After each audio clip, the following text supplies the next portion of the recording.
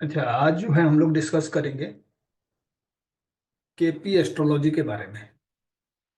क्योंकि प्रेडिक्शन के लिए जो सबसे बढ़िया टेक्निक है, यस और नो टाइप का जो आंसर्स हैं, कोई इवेंट का क्या आउटकम होगा, उसके लिए जो सबसे ज़्यादा मैथोडिकल और मैथमेटिकल टेक्निक है वो है केपी एस्ट्रोलॉजी। और हमें ये पता है कि जो आपके 12 राशियां होते हैं, 27 नक्षत्र होते हैं और 9 प्लैनेट्स होते हैं, हमारे लाइफ में जो भी इवेंट्स होते हैं इन्हीं का इंटरेक्शन के वजह से होते हैं। लेकिन वैदिक एस्ट्रोलॉजी में हम यूजुअली जो है नक्षत्र लेवल पे बात नहीं करते हैं। वैदिक एस्ट्रोलॉजी में हम सिर्फ हाउसेस और उसके इंटरेक्शंस देखते हैं कि प्लैनेट कहाँ पे प्लेस्ड है। लेकिन उसके एक डीपर लेवल पे जाने के लिए हमें नक्षत्र के बारे में आइडिया होना जरूरी है। तो देखिए, केपी एस्ट्रोलॉजी और आपका जो वैदिक एस्ट्रोलॉजी है उसमें कुछ फाइन डिफरेंसेस है। जैसे आपका वैदिक एस्ट्रोलॉजी है, इसमें हर हाउस जो है आपका एग्जैक्टली 30 डिग्री का होता है।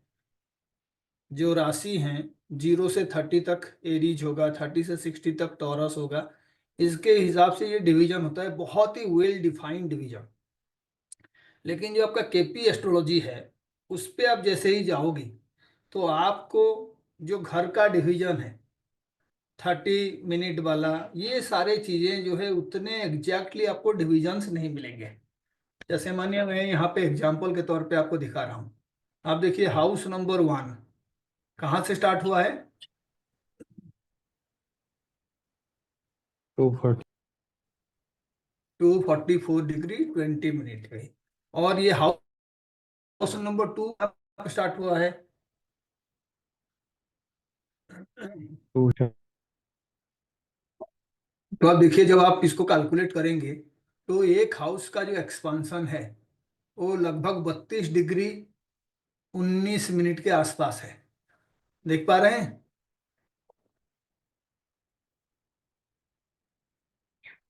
44 से अगर 30 मिला दोगे तो 274 हो जाएगा। लेकिन वहां पे देखिए, सेकेंड हाउस का जो स्टार्टिंग पॉइंट है वो लिखा हुआ है 276 डिग्री 39 मिनट। तो जो लग्न राइजिंग है उसी से ही हाउस का कैलकुलेशन हुआ है। तो किसी भी चार्ट में, जैसे हम ये चार्ट यहाँ पे दिखा रहे हैं, तो मैं आपको दोनों चार्ट पहले दिखा रहा हूँ और फिर हम एक्सप्लेन करेंगे कि इसमें जो आपका कैलकुलेशंस होते हैं वो फाइन ट्यूनिंग कैसे होगा केपी एस्ट्रोलॉजी में। तो आप देखिए, यहाँ पे मैंने जो आपको चार्ट दिखाया है ये आपका D1 चार्ट है वैदिक एस्ट्रोलॉजी के अकॉर्डिंग। और यहाँ पे अगर प्लैनेट्स के लिए हम देखेंगे तो आप देखिए, लग्न का राइजिंग डिग्री कितना है? 414। 414। और कौन से साइन में है? सेजिटेरियस। सेजिटेरियस साइन में। अगर मैं उसको डिग्री के हिसाब से बताऊंगा तो कितने डिग्री में होगा ये? 8 साइन आपके हो गए, जो आपका 8 या 24। स्कॉर्पियो तक है ना। 240। तो 240 हो 240। गया। और वो मिला दो, 244 डिग्री 14 मिनट, यानी लग्न यहाँ पे राइज हो रहा है 244 डिग्री 14 मिनट पे। और अगर आप केपी सिस्टम में जाके इसी चीज को देखेंगे और वो प्लैनेट का पोजीशन देखेंगे तो देखिए, यहाँ पे 244 डिग्री 14 मिनट नहीं हो रहा है। कितना हो रहा है? 20। 20 मिनट। 20 मिनट हो रहा है।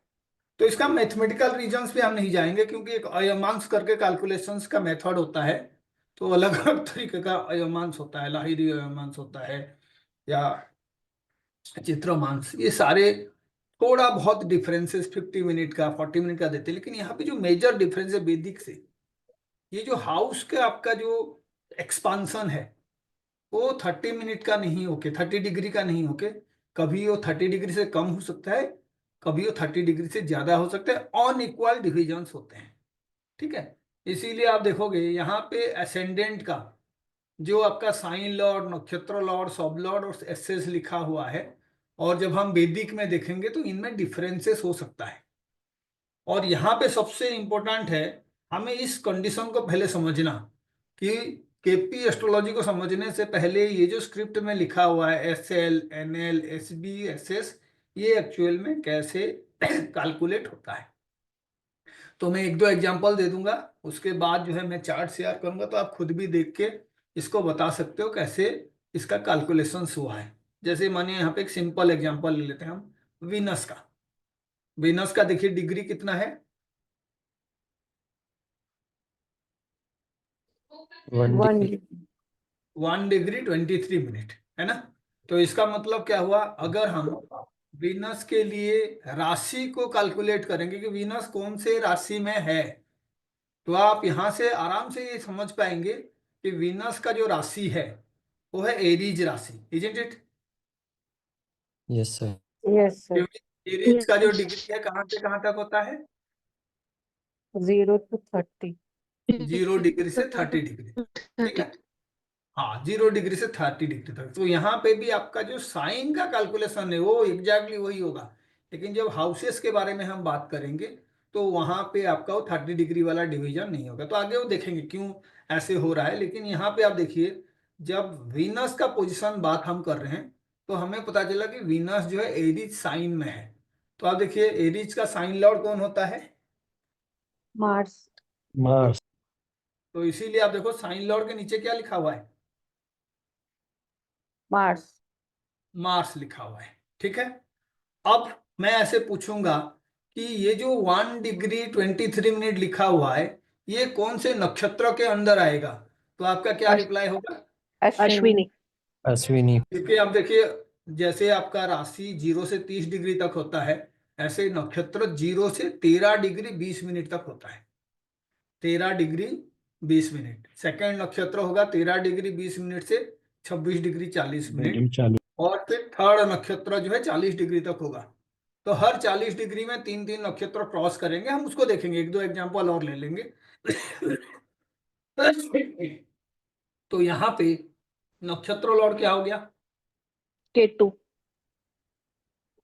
क्योंकि हमें ये The पता first. है कि अगर हम नंबर के हिसाब से प्लैनेट्स को असाइन करेंगे तो नक्षत्र नंबर से उनके लॉर्ड, नक्षत्र लॉर्ड जो है एक प्लैनेट होता है, नक्षत्र लॉर्ड, लॉर्ड ऑफ द नक्षत्र। तो यहाँ पे पहला नंबर, 10 नंबर या टोटल करने में जब भी 1 आएगा तो उसका लॉर्ड कौन होगा, Ketu. Ketu. केतु, नक्षत्र लॉर्ड केतु। तो आप देखिए यहाँ पे दो पहले जो पोजीशन है उसको नोट करना हमारे लिए बहुत आसान हो गया कि हाँ जी कौन से साइन के थ्रू जो है वीनस का प्लेसमेंट है और वो कौन से नक्षत्र उसका स्वामी है। तो आप देखिए पहला नक्षत्र हो गया इसीलिए केतु। लेकिन अब जो है सबलॉर्ड वाला कैलकुलेशन होगा। तो आप ये हमेशा समझिए कि जब भी हम लोग किसी तरीके से डिवीजन करते हैं तो जो आपका 120 ईयर्स का डिवीजन है हमेशा उसी प्रोपोर्शन में हम सारे चीजों को जो है डिवाइड करने का कोशिश करते हैं। जैसे मानिए 120 ईयर्स में सूर्य का कितना हिस्सा होता है, तो आप कहोगे सर 6 साल, क्योंकि विंशोत्तरी महादशा में सूर्य का महादशा कितने साल का होता है, 6. 6 साल। 6 ईयर्स का। जैसे मैं पूछूंगा शनि का महादशा कितने साल का होगा, 19 years, 19 ईयर्स का। जुपिटर का महादशा कितने साल का होगा, 16 years, 16 ईयर्स। तो ये सारे जैसे प्रोपोर्शन में ये डिवाइडेड हैं, कहीं पे भी कोई डिवीजन होगा तो हमेशा इसी प्रोपोर्शन में ही डिवीजन होगा। फॉर एग्जांपल 120 साल को मैं जब डिवाइड कर रहा हूं तो सूर्य को 6 साल मिल रहा है, शनि को 19 साल मिल रहा है, जुपिटर को 16 साल मिल रहा है। तो मैं कहूंगा 120 मिनट को डिवाइड करना है, तो आप बता सकते हैं किसको कितना मिलेगा, 6 minutes to Surya. एग्जैक्टली वही ईयर के जगह पे मिनट आ जाएगा। Are you waiting it. Yes sir. जो आपका 120 साल को डिवाइड करने के टाइम में सूर्य को 6 साल मिल रहा था, तो जब मैं 120 मिनट को डिवाइड करूंगा तो सूर्य को 6 मिनट मिलेगा। ऐसे ही अगर मैं कहूंगा कि मैं एक नक्षत्र को डिवाइड करूंगा तो टोटल नक्षत्र कितना मिनट का होता है, 13. 13 Point 10 डिग्री 20 मिनट यानी 800 मिनट का, इजेंट इट। 13 डिग्री को 60 में गुना करेंगे तो 720 मिनट हो जाएगा। 1 डिग्री जो है 60 मिनट का होता है, उसमें फिर हम 20 मिला देंगे, 780, सॉरी जो 760 कह रहा था, 780 प्लस 20, 800 मिनट। यानी मैं कहूंगा कि 7 घंटा 20 मिनट को आप मिनट में रिप्रेजेंट करो, 13 घंटा 20 मिनट को मिनट में रिप्रेजेंट करो, तो आप क्या करते हो, 60 में मल्टीप्लाई करते हो ना आर को। yes, तो इसीलिए 13 डिग्री जो है वो 780 मिनट के बराबर होता है, और उसके साथ आप 20 मिनट और जोड़ दो, क्योंकि एक नक्षत्र 13 डिग्री 20 मिनट का होता है, तो वो 800 मिनट का हो जाएगा। तो एक सिंपल कैलकुलेशन के लिए आप याद करिए कि जब भी 800 मिनट का डिवीजन होगा तो सूर्य को 40 मिनट मिलेगा। कितना मिनट मिलेगा? 40 मिनट। 40 मिनट्स। ठीक है, उसी से हम ना प्रोपोर्शन करके बाकी चीजों का भी निकाल सकते हैं। जैसे देखिए, सूर्य का महादशा 6 साल का होता है। अब राहु का महादशा कितने साल का होता है? 18, 18 years. 18 ईयर्स। तो अभी अगर मैं सूर्य को एक नक्षत्र के डिवीजन में 40 मिनट दे रहा हूं, तो राहु को कितना मिलेगा? 120 मिनट, 120 मिनट, यानी 2 डिग्री। यानी अगर मैं एक नक्षत्र को भी 9 हिस्से में डिवाइड करूं, तो फिर इनको अलग अलग प्रोपोर्शन में हम जो है टाइम अलॉट कर सकते हैं, ताकि आप नक्षत्र के डिवीजन को आराम से समझ सकते हैं। तो आप ये समझिए कि जो आपका 1 साल है ना, उसको लगभग आप 6 से 7 मिनट का टाइम लेके आप कैलकुलेट कर सकते हो इसको कितना मिल सकता है। फॉर एग्जाम्पल, मैं आपको पूछूंगा कि चंद्रमा को कितना टाइम मिलेगा। अगर एक नक्षत्र को डिवीजन करें तो चंद्रमा को कितना टाइम मिलेगा, तो मानो 6 मिनट मैं कह रहा हूं, तो चंद्रमा 10 साल का होता है, तो 60 मिनट होगा। एग्जैक्टली हिसाब करेंगे तो 66 मिनट के आसपास होगा। सूर्य के लिए हिसाब करेंगे तो 6 मिनट के हिसाब से करेंगे तो 36 मिनट हो रहा है, जबकि सूर्य का 40 मिनट है। तो 6 से 7 के बीच एक नंबर है, उसको मल्टीप्लाई करके हम पता कर सकते हैं। तो मैं क्या करूंगा, यहाँ पे ये जो पर्टिकुलर डिग्री है ना, 1 डिग्री 23 मिनट, वहां तक पहुंचने का कोशिश करूंगा। तो आप देखो 1 डिग्री 23 मिनट, मिनट में कितना हो जाएगा ये? 83 मिनट्स। yes sir, 83 मिनट को हम अभी डिवाइड करेंगे ये समझने के लिए कि एक्चुअल में सब लॉर्ड कौन होगा इसका। तो देखिए, केतु से स्टार्ट हुआ है, नक्षत्र लॉर्ड केतु है, तो केतु कितने साल का डिवीजन लेगा? 7 साल का। यानी करीब करीब 48 मिनट केतु के पास रहेगा। अगर मैं 7 मिनट के हिसाब से लेता हूं 1 साल के लिए, और केतु का महादशा 7 साल का होता है, तो सूर्य के लिए 40 मिनट है, केतु के लिए कितना होगा? और 7 मिनट मिला दो, 47 मिनट्स। yes sir, क्या कर रहे हैं हम लोग एक्चुअल में, जो 1 डिग्री 23 मिनट है ना, वहां पे कौन कौन से प्लानेट एक्चुअल में उसको रूल कर रहे हैं। पहले तो उसको साइन के हिसाब से कौन रूल कर रहा था? 30 डिग्री का डिवीजन जब लिए, तो पहला साइन हुआ एरीज का, इसीलिए मंगल उसका रूलर हुआ। एसएल के नीचे एम ए लिखा हुआ है, ठीक है। उसके बाद हम नक्षत्र लॉर्ड के लिए लिए, तो पहला ही नक्षत्र 13 डिग्री 20 मिनट तक है, तो ये 1 डिग्री 23 मिनट उसी के अंदर आ रहा है। इसीलिए पहला नक्षत्र का जो स्वामी होता है केतु, वो एनएल के नीचे लिखा हुआ है। अभी हम उस मिनट को फिर डिवाइड करेंगे, यानी 13 डिग्री 20 मिनट को डिवाइड कर करके हम देखेंगे कि वो जो 1 डिग्री 23 मिनट है वो किसके हिस्से में आ रहा है। तो मानिए यहाँ पे सूर्य होता पहले, तो सूर्य कितने मिनट तक होता?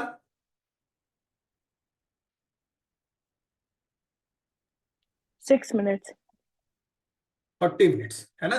6 मिनट इसलिए क्योंकि 1 डिग्री को मैं कह रहा हूं, सूर्य तो 6 साल के लिए रूलरशिप है ना, तो एक जब आप नक्षत्र को डिवाइड करोगे तो सूर्य को 40 मिनट का फिक्स टाइम मिलता है। कोई भी नक्षत्र में सूर्य का रूल कितना टाइम का होता है?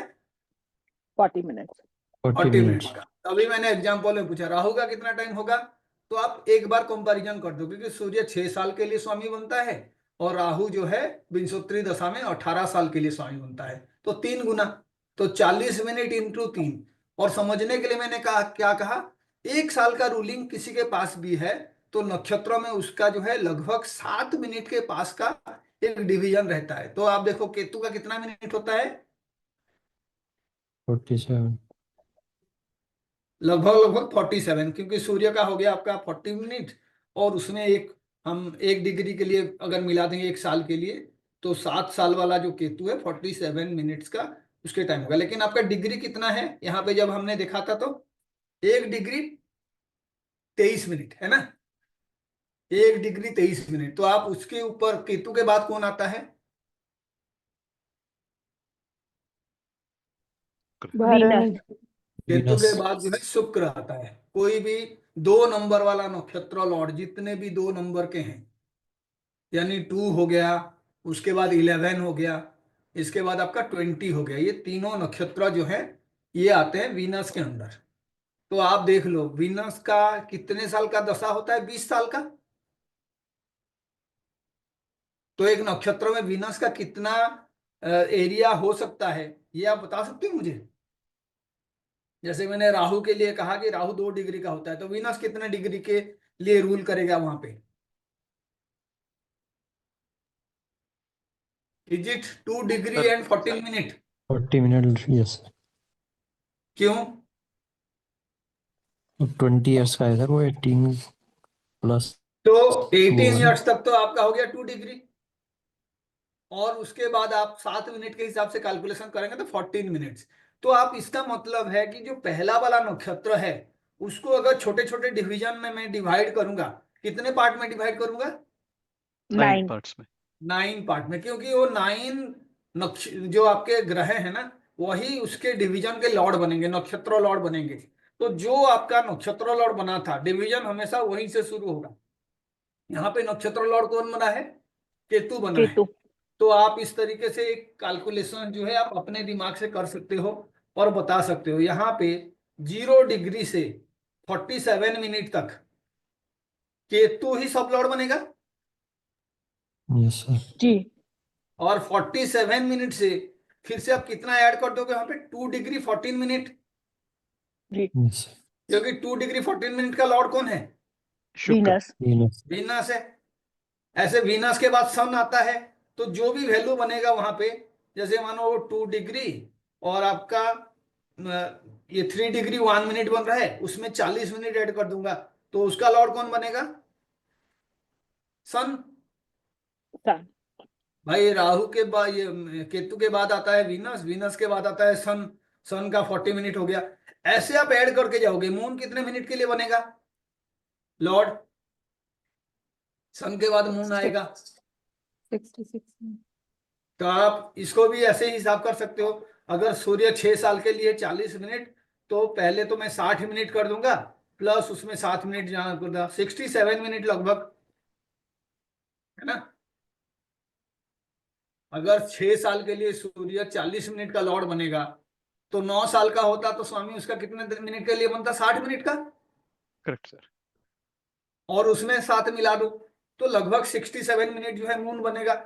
ऐसे अगर आप सबका हिस्सा टोटल कर दोगे, तो सबके टोटल हिस्सा 13 डिग्री और 20 मिनट ही बनेगा।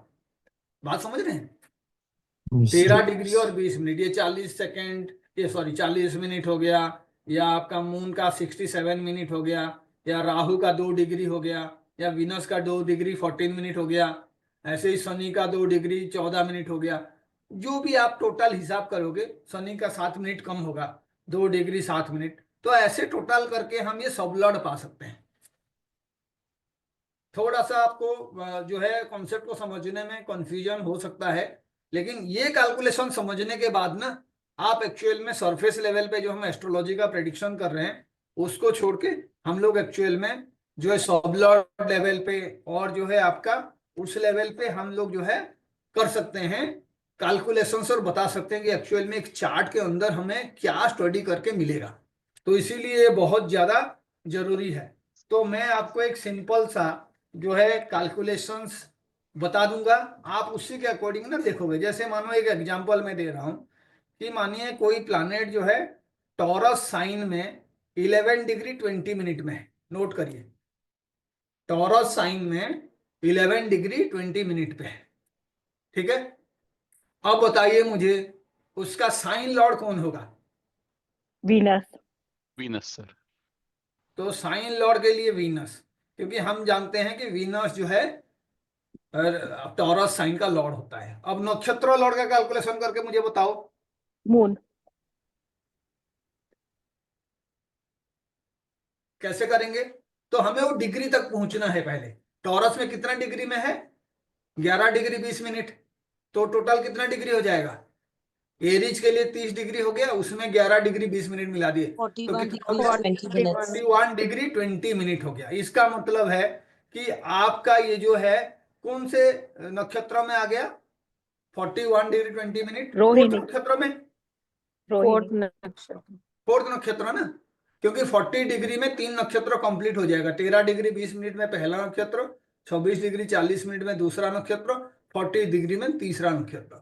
फिर उसी 40 में आप 13 डिग्री 20 मिनट मिला दो तो वो आपका जो है फोर्थ नक्षत्र आ जाएगा। फिर उसके बाद उसमें अगर 40 डिग्री में 26 डिग्री 40 मिनट मिला दोगे तो वो आपका फिफ्थ नक्षत्र के लिए आ जाएगा। फिर सिक्स जो है 80 में कंप्लीट हो जाएगा।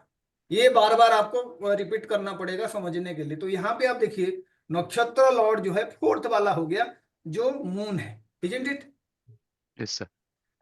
अभी मैं कहूंगा कि नहीं, इसका सब लॉर्ड भी आपको निकालना है। तो आप बताओ सब लॉर्ड जब हम शुरू करेंगे तो ये नक्षत्र शुरू कहाँ से हुआ है? मून Moon, से। sir. मून से यानी 40 डिग्री से शुरू हुआ है, इजंट इट? Correct. फोर्थ नक्षत्र है, 40 डिग्री में पहला 3 कंप्लीट हुए थे, वहां से शुरू हुआ। ये एंड कहाँ पे होगा? Plus Sun, sir. 13 degrees 20 सन minutes. पे 53 Sunset. डिग्री 20 मिनट पे है ना, हम्म। 53 डिग्री 20 मिनट पे, क्योंकि 20 हमें पता है एक नक्षत्र का एक्सपांशन जो है 13 डिग्री 20 मिनट का 13 है। डिग्री 20 लेकिन मुझे सबलॉर्ड कैलकुलेशन करने के लिए कौन से डिग्री तक पहुंचना है? 41 degree 20 minute, Correct. Isn't it? Why 41 degree 20 minute? Because That's where 30 the plus 11 degrees and 20 क्योंकि minutes. Yeah. वहां पे वो पर्टिकुलर प्लैनेट जो है 41 डिग्री 20 मिनट में। तो आप देखिए ये 41 डिग्री 20 मिनट के लिए एग्जैक्टली मुझे 1 डिग्री 20 मिनट मूव करना पड़ेगा। कितना? नक्षत्र के डिवीजन में 1 डिग्री 20 मिनट। लेकिन कहां से शुरू करूंगा मैं? Moon, moon sir. से। मून से मून से। तो मून का बताइए कितना जो है एक्सपांशन होता है? It is 67 minute. 67 minutes 67 minute का मतलब हो गया 1 डिग्री और 7 मिनट, है 1 ना? डिग्री और 7 कितना मिनट बचा है? 13 मिनट बचा है ना। और Correct, sir. भाई Yes, आपको 1 डिग्री 20 मिनट में पहुंचना है, 13 मिनट बचा है। तो 13 मिनट तक पहुंचने के लिए मून के बाद कौन आएगा? Mars. मार्च मार्स। और मार्स का एक्चुअल में डिवीजन कितना होता है? वो भी 7 साल का, 7 डिग्री का, सर. 7 7 का मतलब 47 डिग्री ना, यस सर 47 मिनट, डिग्री नहीं मिनट, क्योंकि सन मिनट का 40 मिनट। इसको याद रख लो आप, तो आपको आराम से। तो अगर मानिए यहाँ पे 41 डिग्री 20 मिनट नहीं होके 41 डिग्री 40 मिनट हुआ होता तो कौन होता उसका सबलॉर्ड? राहु. 41 डिग्री 40 मिनट यानी 20 मिनट और बढ़ गया, है ना? तो आपको वही कैलकुलेशंस को दोबारा से समझना होगा कि 67 मिनट तो हो गया मून के लिए, और उसके बाद जो है 47 मिनट जो है आपका मून के बाद जो है मार्च मार्स का। तो आप टोटल कर देंगे तो भी ये आपका 1 डिग्री पूरा हो रहा है और 54 मिनट हो रहा है, जबकि आपका यहाँ पे 41 डिग्री 40 मिनट है। यानी 41 डिग्री 54 मिनट तक अगर कहीं पे भी मैं कैलकुलेट करूं तो उसका जो है सबलॉर्ड मार्स ही होगा, क्योंकि मार्स का एक्सपेंशन वहां तक है। Clear? Yes Yes, sir sir. अब हम एक एग्जांपल और लेके उस पे जाएंगे कि हम ऐसे ये रिजल्ट को हम इतने बार क्यों कैलकुलेट कर रहे हैं। क्योंकि आपको एक थ्योरी समझना है तो आपको पहले जानना होगा कि जो सरफेस लेवल पे आपको प्लैनेट दिख रहा है सूर्य की तरह, अंदर उसका एक्चुअल में सूर्य का एनर्जी नहीं है, उसके अंदर राहु का एनर्जी भरा है। और वो जो रिजल्ट दे रहा है वो केतु का रिजल्ट दे रहा है, क्योंकि वो जो पर्टिकुलर पॉइंट है जहां पे वो प्लेस है ना, वो उसी प्लेस के हिसाब से ही अपना रिजल्ट दे रहा है। आप जन्म होने के टाइम में कोई पर्टिकुलर प्लैनेट जो आपके जोडियाक का एक पोजीशन लिया हुआ है, वो पोजीशन का एक्चुअल में लॉर्ड जो है ना, वो उस प्लैनेट के रिजल्ट को डेफिनेटली इन्फ्लुएंस करेगा। इतना ही आपको एस्ट्रोलॉजी में समझना है। दिख रहा है सूर्य है, लेकिन पता चला कि सूर्य जो है एक्चुअल में केतु के नक्षत्र में है। और जब मैं सबलॉर्ड का बात कर रहा हूं जो उस रिजल्ट का सही या जो है खराब है ये क्वालिटी को एनहेंस करेगा, वो पता चला और एक प्लैनेट है राहु है। तो सूर्य चाहे एग्जल्टेड हो, सूर्य चाहे बहुत ही अच्छे राशि में हो, लेकिन वो अच्छा रिजल्ट प्रोवाइड नहीं करेगा, क्योंकि एक्चुअली में बाहर से दिखने के लिए वो सूर्य है, अंदर से क्या है वो राहु और केतु से बहुत स्ट्रांगली इन्फ्लुएंस्ड वाला प्लैनेट है। तो हमें यही चीज को समझने के लिए एक्चुअल में इतने सारे हम कैलकुलेशंस कर रहे हैं। तो एक फाइनल कैलकुलेशन हम करते हैं जिसपे आपको थोड़ा सा डिफिकल्ट ये लगेगा, लेकिन आप उसको आराम से कैलकुलेट करके बता सकते हैं कि ये जो प्लैनेट है इसका साइन लॉर्ड, नक्षत्र लॉर्ड, सब लॉर्ड, ये सारे कैलकुलेट कैसे होते हैं। ठीक है, जो कैलकुलेशंस आपने किया था अभी आप उसके नेक्स्ट लेवल पे भी जाके कैलकुलेशन कर सकते हैं। जैसे नेक्स्ट लेवल का मतलब क्या है, सब लॉर्ड पे जाके भी हम कैलकुलेट कर सकते हैं। ठीक है, मैं उसको बताऊंगा, लेकिन उससे पहले आप एक एग्जांपल ले लो यहाँ पे मार्स का। ठीक है, मार्स का एग्जांपल ले लो और आप मुझे बताओ कि साइन लॉर्ड कैसे डिसाइड होगा मार्स का। सर It वो is किस साइन पे है? टॉरस में है, इसलिए वो टॉरस में है तो इसीलिए वीनस हो गया। उसके बाद नक्षत्र लॉर्ड बताइए। सर वो 56 डिग्री से, so so it's just 56 before 30 degrees end of Taurus. That's why it will be in Mrigashira, and that is why it becomes Mars. तो आप ऐसे हिसाब करो इसको कि आपका 40 डिग्री तक कितने नक्षत्र हो गए, 3 नक्षत्र हो गए। करेक्ट। अप टू 40 डिग्री 3 नक्षत्र हो गए। उसके बाद Yes, sir. 53 डिग्री 20 53. मिनट में कौन सा नक्षत्र आ जाएगा? 13 डिग्री 20 मिनट मिला दिया मैं, 53 डिग्री 20 मिनट, तो फोर्थ नक्षत्र आ Fourth. जाएगा। तो आप देखो यहाँ पे ये फिफ्थ नक्षत्र में है ना, Fifth nation. 53 डिग्री के बाद है ना 56 डिग्री 31 मिनट। यानी Yes, मेरे sir. कहने का मतलब है 53 डिग्री 20 मिनट तक जितने भी नक्षत्र आएंगे उसके बाद एक नेक्स्ट नक्षत्र शुरू होगा, ये इसी नक्षत्र पे आएगा, क्योंकि ये 56 डिग्री 31 मिनट में है। मानो ये 51 डिग्री 20 मिनट में होता तो आप कौन से नक्षत्र कहते हैं इसको? फोर्थ नक्षत्र Fourth nation. है ना। 40 डिग्री के बाद 53 डिग्री 20 मिनट तक फोर्थ नक्षत्र आएगा, लेकिन यहाँ पे ये 53 डिग्री से भी आगे है, तो इसीलिए कौन सा नक्षत्र हो जाएगा? फिफ्थ नक्षत्र। कौन है स्वामी उसका? Yes, Mars. Mars. तो आप देखिए यहाँ पे मार्स लिखा हुआ है, नक्षत्र लॉर्ड क्या लिखा हुआ है? मार्स। मार्स लिखा। अब ये मार्स जो नक्षत्र लॉर्ड है, सब लॉर्डशिप भी मुझे कैलकुलेट करना है, तो ये शुरू कहां से हुआ है? दिस नक्षत्र है started from 53 degree 53, 20 20 minute. degree. कितना मिनट आगे चला गया है? 3 degree 3 sir. Degree 11 minute. 3 degree. 3 degree 11 minute आगे चला Done. गया, उसको आप मिनट में कन्वर्ट कर दो, 191 मिनट हो जाएगा। Yes, correct sir. Sir. Isn't it? 3 degree 180 minute हो गया और 11 मिनट उसमें जोड़ दिए, 191 मिनट हो गया। अब हमें इस 191 मिनट को डिवाइड करना है, जैसे नक्षत्र का डिवीजन होता है, तो शुरू कहां से करेंगे? Mars. मार्स से मंगल से। तो मंगल का कितना मिनट होता है? 47. अभी बताया था 47 मिनट, है ना। 7 साल के लिए 47 मिनट होगा, क्योंकि सूर्य का 40 मिनट होता है। देखो जब आप 800 मिनट वाला डिवीजन करोगे ना, नक्षत्रों को डिवाइड करोगे, तो सूर्य का 40 मिनट का हिस्सा होगा, साल का हिस्सा होगा, 120 मिनट को डिवाइड करोगे तो 6 मिनट का हिस्सा होगा। उसी प्रोपोर्शन में ही खाली आपको याद रखना है। तो यहाँ पे ये जो 40 मिनट वाला मैं बार बार बता रहा हूँ, या 1 डिग्री के लिए या 1 साल के लिए मैं बता रहा हूँ 7 मिनट, उसी से आप कैलकुलेट कर लोगे। जैसे मार्स का मैंने किया, मार्स का महादशा कितने साल का होता है? 7 साल. 7 साल का। तो सूर्य का 40 मिनट है, 6 साल वाला 40 मिनट है, उसमें मैंने लगभग 7 मिला दिया, 47 मिनट मार्स का हो गया। लेकिन मुझे कहां तक कैलकुलेट करना है? 191 मिनट तक। क्यों? Because that's where the planet is. 190. क्योंकि प्लानेट जो है नक्षत्र का बिगिनिंग से 191 मिनट के दूरी पे है ना। नक्षत्र का बिगिनिंग कहां पे हुआ था?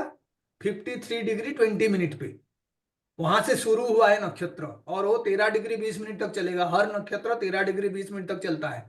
तो इसीलिए 191 मिनट मुझे कैलकुलेट करके पहुंचना है, जानने के लिए कि सबलॉर्ड कौन बनेगा।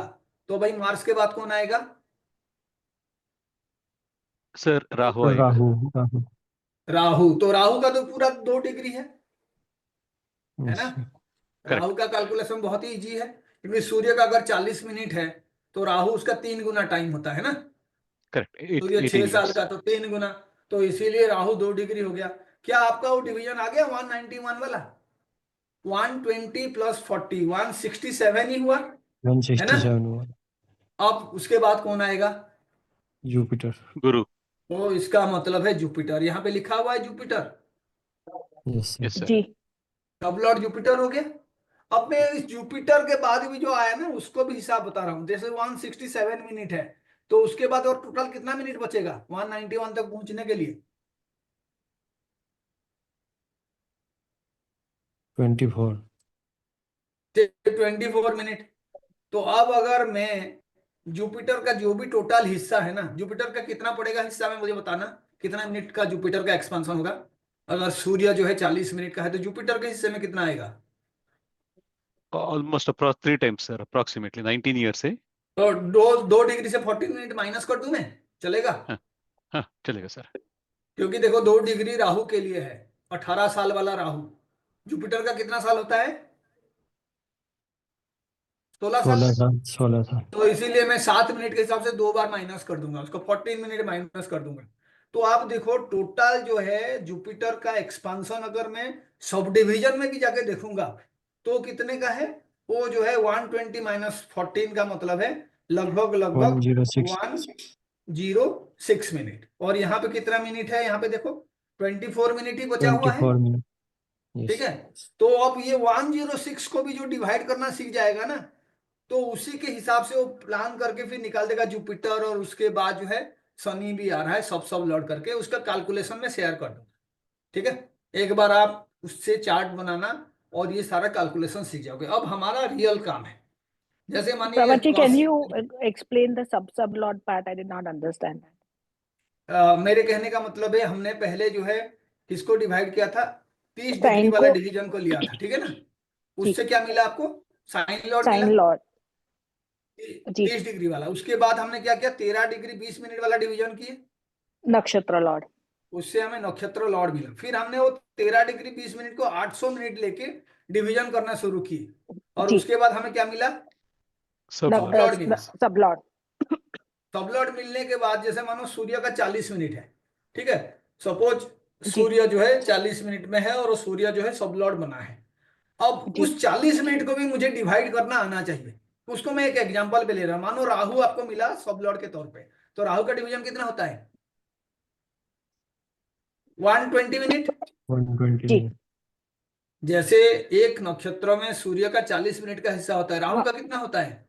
120 मिनट्स 120 समझ मिनट। तो मानो आपने राहु को जो है सब लॉर्ड के हिसाब से पाए, अब मुझे इसको फर्दर सब डिवीजन करना है, तो ये 120 मिनट में राहु का कितना हिस्सा होगा? Anybody who can say? 18, sir. क्योंकि 120 120 ईयर्स में 18 ईयर्स राहु का होता है, तो 120 मिनट्स किसका हो गया? राहु का 18 मिनट्स हो गया। Correct, sir. जी, उसके बाद कौन आएगा? गुरु. जुपिटर 16 साल। राहु के बाद Jupiter. जुपिटर। तो Jupiter. जुपिटर कितना टाइम होगा उसका? 16 मिनट। 16. 70. 16। तो आप जो है यहाँ पे 16 मिनट ले लो जुपिटर का। ऐसे ही आप जब लेके जाओगे तो वो जो पर्टिकुलर पॉइंट है, जरूरी थोड़ी है कि वो सिर्फ एग्जैक्टली उसी पॉइंट पे लाई करेगा। वो जो डिवीजन है, छोटा वाला डिवीजन, मिनट और सेकंड वाला, वहां पे भी कोई ना कोई प्लानेट इस कैलकुलेशन से आएगा। जैसे मानिए आपका, समझ गई, आप समझ गए ना, 120 समझ मिनट गई, का थैंक यू सो डिवीजन को मच, आगे, ठीक है। तो आप देखो ये जो समझ गई, इसीलिए हिसाब किया जा रहा है, क्योंकि इसको समझने के बाद ना जो आपको सरफेस लेवल पे एस्ट्रोलॉजी दिखता है, आप उसके रियल जो है इनसाइडर स्टोरी आप देख सकते हैं। जैसे एक एग्जांपल मैं ले रहा हूं। अब यहाँ पे मैंने क्या किया, जिसका चार्ट शेयर किया हूं, मैं उनका लग्न भी यहाँ पे शेयर कर रहा हूं, और मैं आपको पूछ रहा हूं how would be the marital life. तो आप वैदिक एस्ट्रोलॉजी में इसको कैसे एक्सप्लेन करोगे? Sir, third sign is Gemini. और हाँ जी। Gemini is sitting in 4th house. सुख स्थान पे बैठा है, और वो भी गुरु के घर में, लेकिन नीच नीच होके बैठा है वहां पे. द लग्न लॉर्ड तो इज द आप क्या 8th कर रहे हो एक्चुअल में? आप जो है मैरिज के लिए 7th हाउस को देख रहे हो, है ना। Correct sir. मैरिज के लिए आप 7th हाउस को पहले देख रहे हो, फिर 7th हाउस के लॉर्ड कहाँ पे बैठा हुआ है वहां पे आप देख देख रहे हो। तो आप इसके लिए कई सारे वैदिक तरीका है। हम क्या करते हैं, पहले तो देखेंगे कि जो 7th लॉर्ड है और कौन से दूसरे हाउस का वो स्वामी है। तो आपका मरकरी जो है 7th और 10th हाउस का स्वामी है। यस करेक्ट सर, सर, उसके बाद वो नीच होके बैठा हुआ है, यस करेक्ट। सर। और उसका जो डिस्पोजिटर है वो कहाँ पे बैठा हुआ है, अष्टम पे वो बैठा है उच्चों पे बैठा हुआ है, अष्टम पे। एक्सल्टेड होके अष्टम में बैठा हुआ है।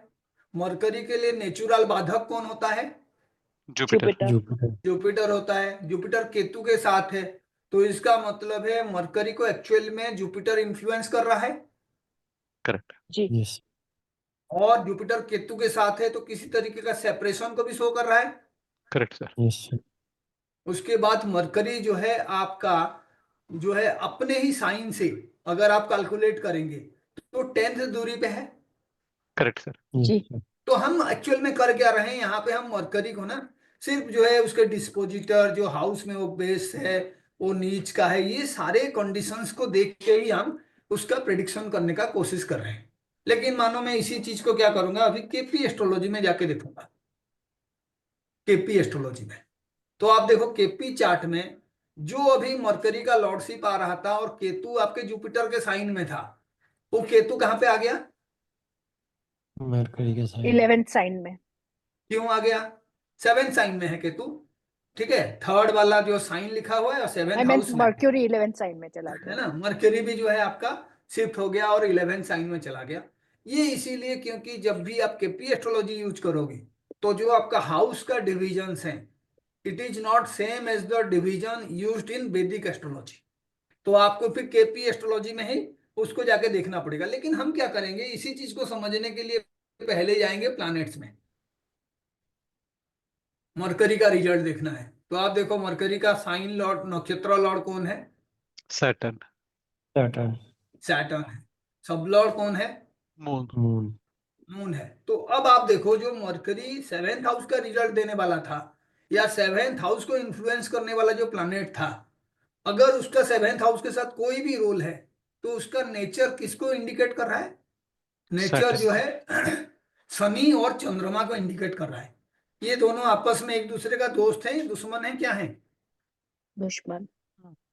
तो शत्रु। डेफिनेटली आप यहां से जो है बहुत ही क्लियर दिख रहा है कि अगर मरकरी को मैरिज से रिलेटेड रोल प्ले करना है या रिजल्ट देना है तो आप देखो यहाँ पे उसका रिजल्ट कोई पॉजिटिव रिजल्ट नहीं है, क्योंकि शनि दुख का कारक होता है और चंद्रमा शनि का कॉम्बिनेशन हो जाए तो वो एक दूसरे का रैंक एनिमी है। तो इसका मतलब है मैरिटल लाइफ में किसी तरीके का डिस्टरबेंस ये शो कर रहा है। जो आप मरकरी को देख के वहां से पा रहे थे, वहां पे ना तो शनि का कोई रोल था ना चंद्रमा का कोई रोल था।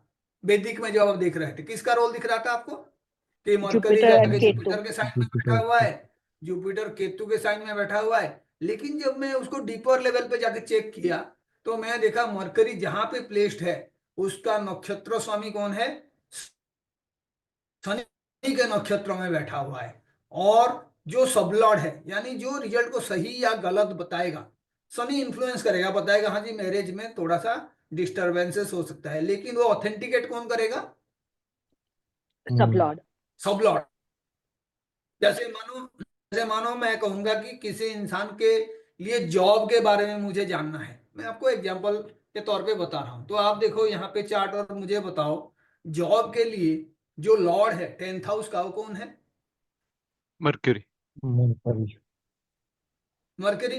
तो इसका मतलब है जॉब से रिलेटेड कोई सवाल अगर वो पूछेगा तो आप मरकरी का जो स्क्रिप्ट है उसको देख के क्या बताओगे कि नहीं जी आप ना जॉब तो करना चाहिए आपको, लेकिन आप अगर जॉब नहीं करोगे तो जो सन सैटर्न और मून का कॉम्बिनेशन दिख रहा है नक्षत्र लॉर्ड और सब लॉर्ड के लेवल पे आपको परेशानी रहेगा।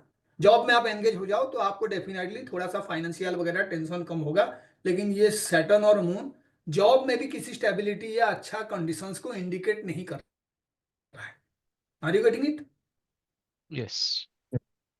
कौन से बेसिस पे मैं कर रहा हूं, मैं सिर्फ इसी बेसिस पे कर रहा हूं कि मैंने जो है 10th हाउस के लॉर्डशिप को लेके मैंने एक प्रिडिक्शन किया। लेकिन मुझे अभी क्या करना है और डीपर लेवल पे जाके देखना है। तो मैं क्या करूंगा, जॉब से रिलेटेड हाउस कौन सा होता है, 10th। 10th। And 10th from बस। तो Saturn. मैं सीधा जाऊंगा 10th कॉस्ट पे जाऊंगा, है ना। सीधा कहाँ पे जाऊंगा मैं, 10th कॉस पे। तो जॉब से इसका रिलेटेड एक्चुअल में जो रिजल्ट देने वाला प्लैनेट कौन है? Saturn and moon. मून वो तो जुपिटर। आपका हो Moon गया। and Jupiter. मैंने जब कॉस्ट पे दिखाया तो कॉस्ट क्या इंडिकेट कर रहा है? Moon and Jupiter. Moon is the nakshatra correct lord correct, and Jupiter is the sub lord. Moon and सब जुपिटर। लॉर्ड। तो ना व्हाट इज द डिफरेंस? पहले हमने एक देखा और अभी हमने एक देखा। एक्चुअल में आपको समझना ये है कि हम लोग क्या करते हैं, जो नॉलेज सीखे हैं ना उसको पहले यूज करना जो है हम सारे कोशिश करते हैं। वैदिक एस्ट्रोलॉजी में हमें ये पता है कि 10th लॉर्ड जो है जॉब को एक्चुअल में इंडिकेट करता है। तो 10th लॉर्ड का पोजीशन देख के हम कोशिश करेंगे जानने के लिए कि वो किस तरीके का जॉब प्रोवाइड करेगा, उसमें आपको कोई टेंशन होगा या नहीं होगा, या जॉब मिलने में आपको दिक्कत होगा। लेकिन अगर मैं सिर्फ हाउस वाइज देखूंगा कि मेरे वर्क लाइफ कैसे होगा, तो मैं और क्या करूंगा, कौन क्या रिजल्ट दे रहा है नहीं देखूंगा, मैं सीधा वर्क लाइफ पे जाके देखूंगा कि मेरे लिए जॉब का क्या स्क्रिप्ट है। तो अब मैंने जाके देखा कि 10th का लॉर्ड मून है, इसका मतलब कोई इंसान जॉब करेगा तो मून का नेचर उसमें हावी होगा। मून का क्या नेचर होता है? Not fluctuating. stable. Mind. Moon का मतलब अनस्टेबल, यानी मल्टीपल जॉब्स। जो जॉब है उसमें मन लगा भी रह सकता है, कुछ दिन के बाद जो है जॉब छोड़ने का भी नौबत आएगा। लेकिन अब देखो कि उसका रिजल्ट का क्वालिटी को कौन बता रहा है? जुपिटर। जुपिटर। Jupiter. तो अब देखो मून और जुपिटर के बीच एक अच्छा कोहेरेंस है, इजंट इट? करेक्ट। G. यानी मून जो है जो भी रिजल्ट प्रोवाइड करेगा, जुपिटर उसका फ्रेंडली रिजल्ट को प्रोवाइड कर रहा है। जुपिटर जो है मून के साइन में एग्जल्टेड होता है। तो यहाँ पे जुपिटर ये इंडिकेट कर रहा है कि अगर ये जिसका चार्ट है वो जॉब में मन लगा के काम करते हैं और चंद्रमा का केयर लेते हैं, तो इनको डेफिनेटली एक बहुत अच्छा पोजीशन भी मिल सकता है, जहाँ पे ये लोगों को एडवाइस भी कर सकते हैं, जहाँ पे इनका खुद का ग्रोथ भी होगा। और यूजुअली जुपिटर एजुकेशन को रिप्रेजेंट करता है। तो जो पढ़े हैं उसी फील्ड में अगर ये जॉब करते हैं तो उसमें इनका ग्रोथ होने का चांसेस बहुत ज्यादा है, isn't it? Yes yes sir. Sir. G. तो अब हम क्या करेंगे, मून और जुपिटर का भी नेचर को स्टडी करने का कोशिश करेंगे, क्योंकि आपको ना सीरियस लेवल पे स्टडी करने के लिए इन तमाम चीजों को जो है जाके देखना है। अब देखो जुपिटर किसका इंडिकेट कर रहा है? Saturn. Saturn and Venus. Shani और वीनस। तो शनि और वीनस आपस में फ्रेंड है, isn't it? Yes. Correct sir. Shani और वीनस जो है आपस में फ्रेंड है। शनि जो है वीनस के साइन में ही एग्जल्टेड होता है। इसका मतलब ये हुआ कि अगर आप जॉब करने के लिए जा रहे हो, जिस जॉब का क्वालिटी को वीनस और सैटर्न के थ्रू हम इन्फ्लुएंस होंगे ऐसे कह रहे हैं, उसके पीछे लॉजिक सिंपल है। क्योंकि 10th लॉर्ड को हमने देखा और 10th लॉर्ड का रिजल्ट यानी 10th कॉस्प का रिजल्ट जो है दो प्लैनेट दे रहे हैं। एक तो जॉब कैसा होगा वो मून दे रहा है, उस जॉब में जो है एक्चुअल में आपको खुशी मिलेगा या नहीं, उसमें प्रोस्पेरिटी छुपा है कि नहीं, कितना ज्यादा चैलेंजिंग होगा, जॉब का क्वालिटी क्या होगा, वो कौन रिजल्ट आया? This Venus. Result came from the cusp, isn't it? हम जो कॉस्ट पे जाके देख रहे थे उसी से हमने ये रिजल्ट को जो है नोट किया कि कॉस्ट 10th का मतलब है मून और जुपिटर। तो इसका मतलब है कोई आपको पूछेगा कौन सा जॉब आपको करना चाहिए, तो आप यहाँ पे बता सकते हो कि मून और जुपिटर से रिलेटेड कोई भी जॉब आप करोगे तो उसमें आपको बहुत अच्छा स्टेबिलिटी मिल सकता है। और राहु उसके पीछे है, इसका ये भी रीजन हो सकता है कि all on a sudden growth भी हो सकता है या उस जॉब से तबादला भी हो सकता है, क्योंकि राहु जो है अनसर्टेनिटी का कारक है, लेकिन वो सब लॉर्ड है। तो आपको फाइन ट्यूनिंग करना होगा। जॉब कब मिलेगा कोई पूछेगा, तो भाई मून और जुपिटर का जब भी दशा अंतरदशा आएगा, उसमें राहु का प्रत्यंतर दशा आएगा, तो भी आपको जॉब मिलने का चांसेस है। या मून का अंतरदशा, जुपिटर का प्रत्यंतर दशा और फाइन ट्यून करने के लिए राहु। क्यों कह रहा हूं ऐसे में? सब लॉर्ड एंड सब लॉर्ड। क्योंकि मैं सिर्फ 10th हाउस का रिजल्ट को देख के ये बताने का कोशिश कर रहा हूं, लेकिन एस्ट्रोलॉजी इतना सिंपल नहीं है। ये सिर्फ आपको कुछ आइडियाज प्रोवाइड करेगा। हाँ जी, मेरे को जॉब कौन दिलाएगा, मैं प्रॉपर्टी कौन से प्लानेट के इन्फ्लुएंस में खरीदूंगा, तो आपको पता चला प्रॉपर्टी फोर्थ हाउस से देखा जाता है। तो शनि जुपिटर का इन्फ्लुएंस में आप प्रॉपर्टी खरीदने का प्लान कर लिया, हाँ जी शनि और जुपिटर मेरे फोर्थ हाउस को इन्फ्लुएंस कर रहा है, तो हो सके यहाँ पे मुझे जो है वो मिलेगा। लेकिन आपने फिर प्लैनेट्स में जाके देखा तो शनि जो है मून और मून को बता रहा है, और जुपिटर जो है शनि और वीनस को बता रहा है। तो मुझे अब जो रिजल्ट मिल रहा था, मैं देख के कह रहा था कि फोर्थ हाउस का मतलब गाड़ी खरीदना या प्रॉपर्टी खरीदना, ये प्लैनेट मुझे दिलाएंगे। उनके पिक्चर में जाके मैं देख रहा हूं तो मुझे और सारे क्रिटिकल चीजें जो है मिल रहे हैं। तो मैं अभी कंफ्यूज हो रहा हूँ कि ये रिजल्ट को मैं समझने के लिए कैसे। तो आपको ये समझना होगा ये जो प्लैनेट्स हैं इनका एक्चुअल में सिग्निफिकेशन को आपको समझना होगा, और आप उसको सिंप्लीफाई करोगे मैथमेटिकली। जैसे मानिए जुपिटर और मून, मैंने देखा कि मेरे जॉब जो है मून और जुपिटर डिसाइड करेंगे। तो देखो मून कौन कौन से हाउस को सिग्निफाई कर रहा है? 1 to 8 1 to 8। एंड जुपिटर किसको सिग्निफाई कर रहा है? 1 1 2 to 3 4 4 8 तो आप देखो जब इस तरीके का स्क्रिप्ट आपका होगा तो यूजुअली जो भी 2-12 रिलेशनशिप वाले होते हैं वो कैंसिल हो जाते हैं। तो मून का 1-2 कैंसिल हो जाएगा, yes sir और 8 जुपिटर का भी 1-2 और 3-4 कैंसिल हो जाएंगे। yes sir क्या बचा? समझा नहीं सर, समझा नहीं सर। 8 हाँ मैं बता रहा हूँ, ये देखिए केपी एस्ट्रोलॉजी का एक बहुत बड़ा रूल है जिसमें आपका जो 12th हाउस वाले रोल है ना वो हर चीज को कैंसिल आउट करता है 12th हाउस वाला। तो सेकंड हाउस का 12th हाउस कौन है? First first okay. तो 1 और 2 कैंसिल हो गए, ठीक है। ऐसे ही करेक्ट जुपिटर में देखिए 1-2 कैंसिल हो गए, 3 और 4 कैंसिल हो गए, ठीक है। बचा कौन? करेक्ट 8 8। तो दोनों में कौन बचा? 8 8 8th हाउस। तो इसका मतलब क्या हुआ कि अगर आप जॉब ढूंढ रहे हो तो एक्चुअल में 8th हाउस वाला जॉब होना चाहिए।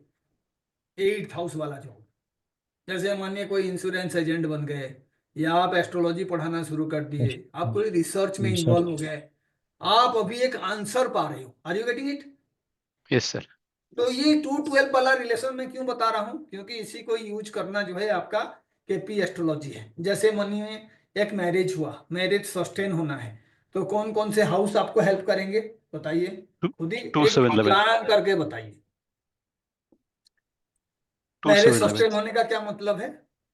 हर चीज में 11th हाउस का बहुत बड़ा रोल है केपी एस्ट्रोलॉजी में, आपके विशेष को फुलफिल करता है। तो मैरिज आपका 7th हाउस है, विशेष फुलफिलमेंट आपका 11th हाउस है, और उससे आप फैमिली बनाते हो। मैरिज में यूजुअली फैमिली होगा, फैमिली के बाद जो है बच्चे होंगे, तब आप उसको सस्टेन्ड मैरिज कहोगे। हैप्पी मैरिड लाइफ तभी बनेगा, है ना। एक अच्छा फैमिली आप बनाओगे। तो फैमिली 2 हो गया, और आपका ये 7 हो गया, और जो आपका गेन है वो कौन सा हो गया? 11। 11 11 तो इसका मतलब है कि 2, 7 और 11 में जो भी प्लैनेट्स हैं अगर वो अच्छे प्लेसमेंट में हैं तो मेरा मैरिड लाइफ कैसा होगा? हैप्पी होगा सर। हैप्पी होगा। लेकिन पता चला 2, 7 और 11 के लॉर्ड जो हैं जाके 1 में बैठे हुए हैं, 6 में बैठे हुए हैं, 10 में बैठे हुए हैं, क्या मतलब हो गया? 12th हो गया negative नेगेटिव। यानी जितने नेगेटिव हाउसेस हैं, जो प्लैनेट मुझे पॉजिटिव रिजल्ट देने वाले थे वो सारे पीछे चले गए। करेक्ट। yes sir तो they are cancelling, they are auspicious effects. बात समझ गए? इसीलिए कहते हैं कोई भी लॉर्ड जब अपने से 12th में जाता है तो अपना कैरेक्टरिस्टिक को डाउनफॉल कर देता है। जैसे सूर्य स्टेटस का कारक है, पता चला सूर्य आपका 5th हाउस का लॉर्ड है लेकिन वो 4th में बैठा हुआ है, तो इसका क्या मतलब हो गया? सूर्य जो है अपने से 12th में है, तो आप आराम से स्टेटस नहीं बना पाओगे। बात समझ रहे हो? yes sir आपका लग्न का लॉर्ड है, वो हेल्थ को इंडिकेट करता है, अच्छा हेल्थ को इंडिकेट करता है, वो जाके 12th में बैठ गया, तो कौन सा इश्यूज होगा आपको? हेल्थ health का is हेल्थ हॉस्पिटलाइजेशन। का इश्यूज होगा, हॉस्पिटलाइजेशन होगा, और आप जो है कुछ ना कुछ ऐसे आदत बना दोगे जिससे आपका खुद का जो है पर्सनालिटी भी खराब होगा। Are you getting it? खाली यस सर। हेल्थ yes नहीं sir है, क्योंकि 1 पर्सनालिटी भी है, 1 स्टेटस भी है, वो 12th में चला गया, तो इसको आपको बहुत ज्यादा मेहनत करना पड़ेगा। लेकिन उसका एक अलग एग्जाम्पल ये भी है कि मैं जानता हूं कि 12th फॉरेन लैंड है, 12th जो है लॉन्ग टर्म इन्वेस्टमेंट है, 12th जो है चैरिटी है।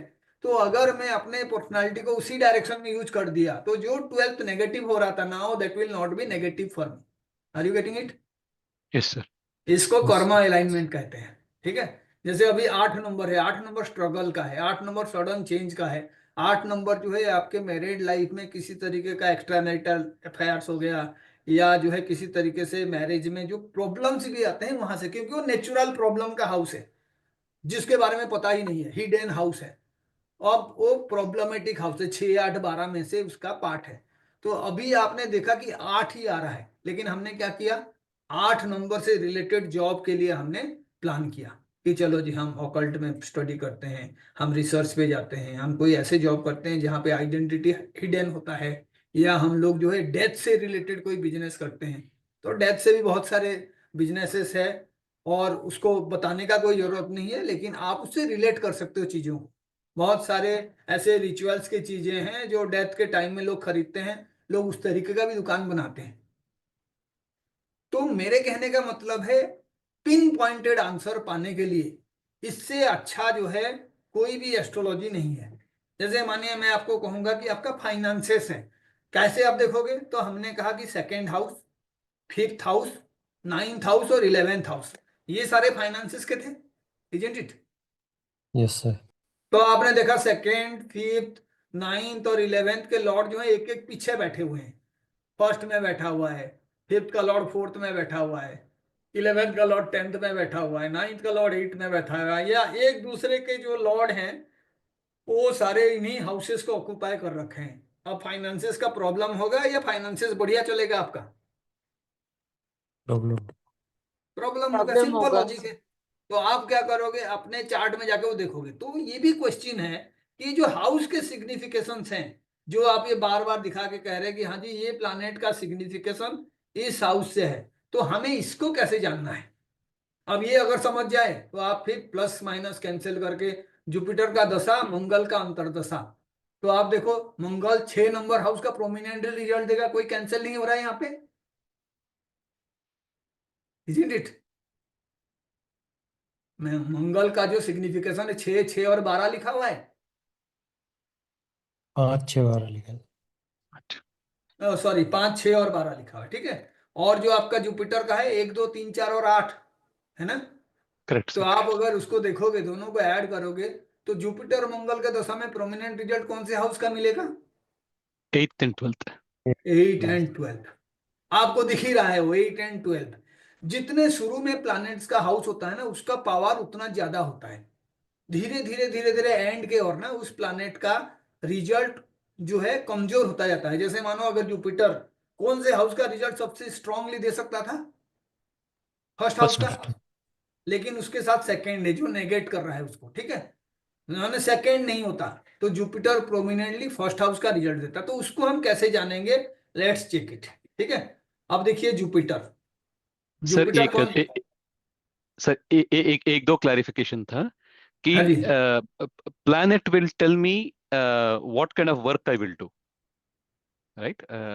जब हमने देखा था, और कस्प 10th कस्प मुझे बोलता है कि how will be, how much I will like the work, मैं कितना पसंद करूंगा या ना करूंगा। एक्चुअल में बात आप सुनिए, जो आपका हाँ। इवेंट्स है ना, इवेंट्स हाँ। Are related to the cost, events are okay. Related to the cost, लेकिन वो ओके। इवेंट जो बनेगा उसका रिजल्ट, क्वालिटी, सारा all are decided by the planets, as simple as that.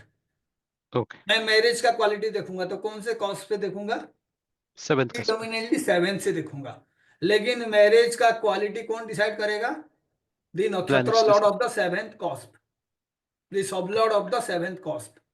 7th okay. Lord जो है वो बताएगा मुझे नक्षत्र लॉर्ड मैरिज होगा या नहीं होगा, 7th लॉर्ड। ओके। लेकिन कॉस्ट का जो सब लॉर्ड है वो क्या बताएगा, quality of the marriage, okay. Marriage होगा या नहीं होगा वो नक्षत्र लॉर्ड बता रहा है, लेकिन वो मैरिज जो है फ्रूटफुल होगा, अच्छा होगा, डिवोर्स होगा, वो कौन बताएगा, सब सब लॉर्ड। लॉर्ड सब लोग। बताएं। तो ये सब लॉर्ड जो है सबसे पावरफुल है केपी एस्ट्रोलॉजी में। किसी भी प्लैनेट का सब लॉर्डशिप को आपको ध्यान से देखना है, क्योंकि चाहे नक्षत्र लॉर्ड आपको रिजल्ट देने में मना कर दे, सब lord has the power to give you the result. नक्षत्र लॉर्ड जितने स्ट्रांगली रिजल्ट प्रोवाइड करने के लिए कहे, लेकिन सब लॉर्ड मना कर दिया तो आपको रिजल्ट नहीं मिलेगा।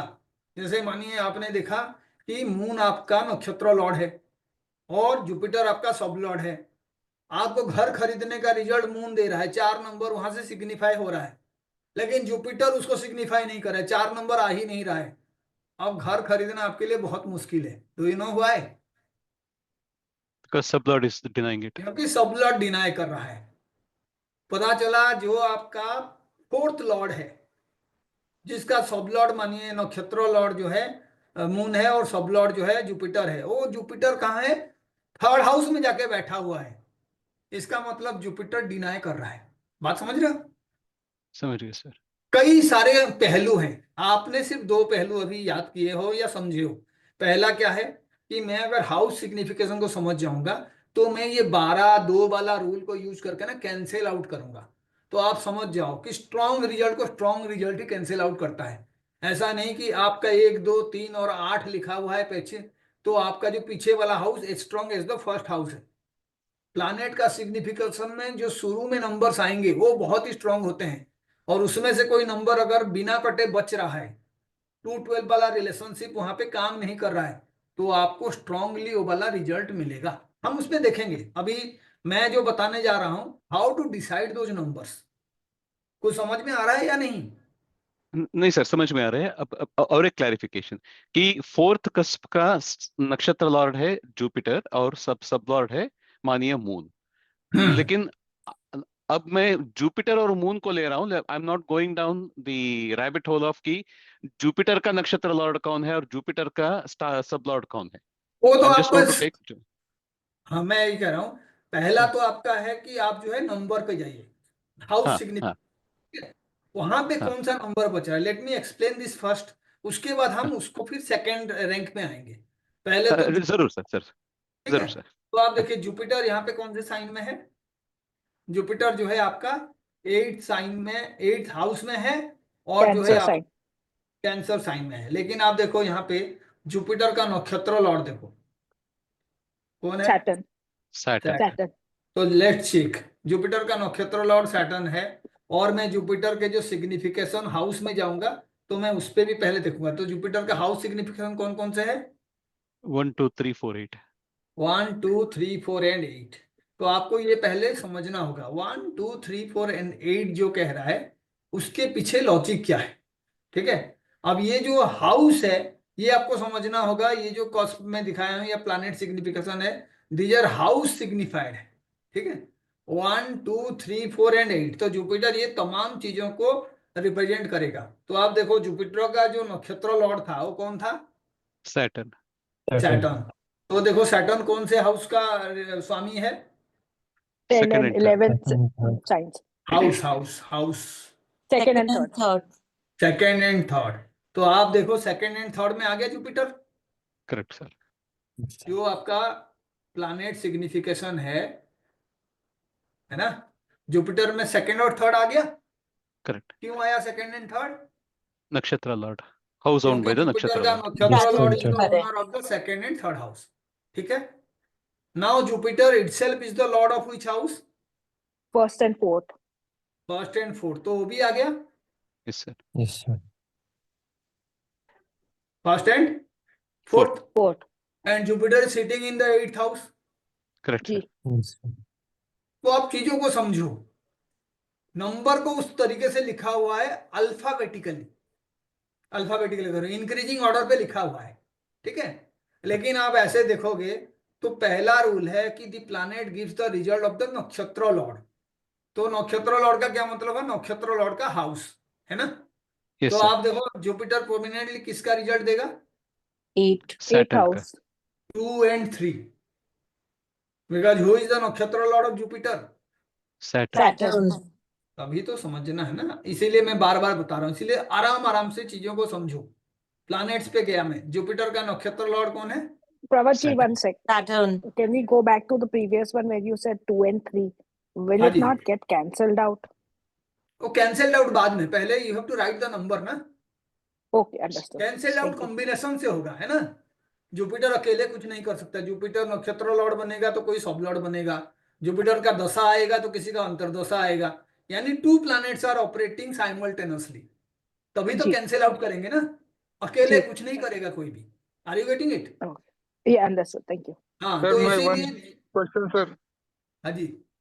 सर अगर किसी का नक्षत्र लॉर्ड अगर सर राहु हुआ तो राहु को दिखाएंगे, राहु कहाँ पे प्लेस्ड है। Then they Rahu are very और केतु के powerful. लिए ये कहा जाता है कि अभी देखेंगे, उसका भी हम रियल एग्जांपल लेके देखेंगे, ठीक है। देख लेते हैं। आपने सवाल पूछा तो आप देखो यहाँ पे केपी सिस्टम में मैं गया और मैं क्या किया, प्लैनेट सिग्निफिकेशन में राहु केतु देखा। राहु का क्या लिखा हुआ है, 139। 1 3 एंड 9। तो सिंपल है 1 3 एंड 9। तो आप देखो राहु का पहले तो आप जो है ना किसको देखोगे, राहु का जो है उसका नक्षत्र लॉर्ड को नक्षत्र लॉर्ड देखोगे। कौन है? तो राहु का नक्षत्र लॉर्ड कौन है, सूर्य. सूर्य। तो आप देखो यहाँ पे सूर्य का हाउस आ रहा है कि नहीं, सूर्य कौन से हाउस का स्वामी है, 9th। जी. करेक्ट तो सर, राहु कौन से हाउस में है, फर्स्ट हाउस में है। फर्स्ट उसमें First करेक्ट। house. और आपका ये 9th हाउस जो है सूर्य का आ गया। तो राहु के लिए और- कौन कौन से हाउस आ रहा है एक बार देख लेते हैं। 1 3 and 9 sir. Then Surya is sitting in the third house. हैंड में Third बैठे house. हैं सर। आ गया, sun is sitting in the third house. Third ये तो हो गया। आप इसी तरीके से तो चीजों को निकालोगे ना। तो अब कोई कहेगा कि राहु अपने दशा अंतर दशा में किसका रिजल्ट देगा, तो सन वैदिक सर। में हम बताएंगे कि राहु जो है लगन का रिजल्ट देगा। राहु जो है जुपिटर का रिजल्ट देगा। जुपिटर 8 में बैठा हुआ है। Things are getting complicated. लेकिन इसमें क्या है, राहु अपने नक्षत्र स्वामी का रिजल्ट देगा। तो राहु जो है थर्ड हाउस का रिजल्ट देगा क्योंकि सूर्य वहां बैठा हुआ है। राहु जो है 9th हाउस का रिजल्ट देगा क्योंकि सूर्य उसका लॉर्ड है और राहु का नक्षत्र लॉर्ड सूर्य है। और राहु उसके बाद जो एनर्जी बचेगा उसमें वो फर्स्ट हाउस का रिजल्ट देगा क्योंकि राहु जो है खुद ही फर्स्ट हाउस में बैठा हुआ है। तो जुपिटर सीन से गायब हो गया। Because we are excluding the sign, we are only looking at the nakshatra level. यही तो पावर है ना। That is what I am trying to explain actually, कि Understood. जो प्लैनेट है वो कई सारे हाउसेस का रिजल्ट देगा, लेकिन कौन से हाउसेस का प्रोमिनेंट रिजल्ट देगा, कौन से हाउसेस का वीक रिजल्ट देगा, we have to simply understand that. सबसे पहला कैटेगरी में कौन आएगा, उसके नक्षत्र नक्षत्र लॉर्ड। लॉर्ड का रिजल्ट। सत्र तो आप खुद सोचो, राहु का नक्षत्र लॉर्ड सूर्य है। Is Rahu going to give the good result? Yes, Not भाग्याधिपति sure. है सन। यस नहीं होगा। दुश्मनी जो है ना उसको निभाना पड़ेगा उसको, तभी तो इंसान स्ट्रगल करेगा ना। Are you getting it? अगर सारे समझ ही सभी का सही रिजल्ट देना शुरू कर दिए तो फिर हमारे लाइफ में डिफिकल्टीज आएंगे ही क्यों। We have to understand this कि जो प्लैनेट्स किसी भी पर्टिकुलर ऑर्डर में हैं, दशा और अंतरदशा, वो नेचुरली एनिमी प्लैनेट है। शनि और मून वो कभी भी अच्छा रिजल्ट नहीं देंगे। पता चला शनि और मून दोनों ही थर्ड हाउस को इंडिकेट कर रहे हैं तो आपके भाई बहन के साथ इश्यूज होगा। आप किसी भी पराक्रम जो शो करोगे वो पराक्रम में आपका जो है डेफिनेटली नेगेटिव रिजल्ट होगा। Are you getting the understanding what is happening actually here? Yes sir, yes sir. देखो मेरे कहने का मतलब है हमें पहले ना इन चीजों को समझना है, बाद में फिर अपने चार्ट में किसी एक्स के चार्ट में अप्लाई करना है। लेकिन पहला बात है समझना कि एक्चुअल में ये नक्षत्र लॉर्ड, सब लॉर्ड, सब लॉर्ड कहाँ से आ रहे हैं। तभी तो आप एक्चुअल में जाके डीप लेवल पे रिसर्च करोगे ना। पता चला आपका सन जो है 12 डिग्री 10 मिनट में है और सन जो है 12 डिग्री 50 मिनट में है। तो आप वैदिक एस्ट्रोलॉजी में जब देखोगे आप कहोगे दोनों तो एरीज ही है, 20 डिग्री का डिफरेंस है, क्या हो जाएगा। लेकिन पता चला जब आप केपी में जाओगे या उसका स्क्रिप्ट को देखोगे तो कहीं राहु जो है सब लॉर्ड हो रहा है तो दूसरे जगह पे मंगल सब लॉर्ड हो रहा है। And there is huge difference between the two, क्योंकि मंगल सूर्य का दोस्त है, वो सब लॉर्डशिप पे बहुत ही बढ़िया रिजल्ट देगा। लेकिन जब सूर्य का दशा आया पता चला आपके लाइफ में कुछ अच्छा ही नहीं हो रहा है। गवर्नमेंट से कोई नोटिस आ गया, किसी तरीके का आपका जो है नाम बदनाम हो गया। बाद में पता चला कि सूर्य का जो है एक्चुअल में रिलेशनशिप राहु के साथ है because of the placement of sun in a particular degree. और यही जो है एक्चुअल में आपका एस्ट्रोलॉजी का थीम है। जो हम कहते हैं ना कि एक ही पर्टिकुलर टाइम में इतने सारे लोग पैदा हुए हैं तो उनका जो थोड़ा बहुत डिफरेंस रहेगा। जो प्लैनेट्स एक्चुअल में वो 2 डिग्री 1 डिग्री 3 मिनट 4 मिनट के डिफरेंस में भी जो डिफरेंसेस एक्चुअल में क्रिएट करते हैं with in the chart signification में, वही बहुत बड़ा रिजल्ट क्रिएट करता है। अदरवाइज सभी का रिजल्ट जो है अच्छा ही होता है। आपको सिंपली समझना होगा कौन किसका एनिमी है, वो दोनों एक साथ ऑपरेट कर रहे हैं तो कौन से हाउस को बहुत स्ट्रांगली इन्फ्लुएंस कर रहे हैं। जैसे मानो सूर्य और राहु है, आपको पता चला कि इनकी कॉम्बिनेशन से नेगेटिव रिजल्ट होगा, लेकिन सिग्निफाई फोर्थ हाउस का हो रहा है, तो कौन सा नेगेटिव रिजल्ट होगा।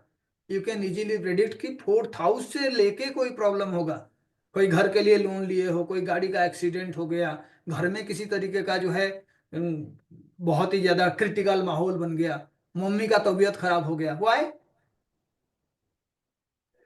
फोर्थ हाउस को क्योंकि फोर्थ हाउस है।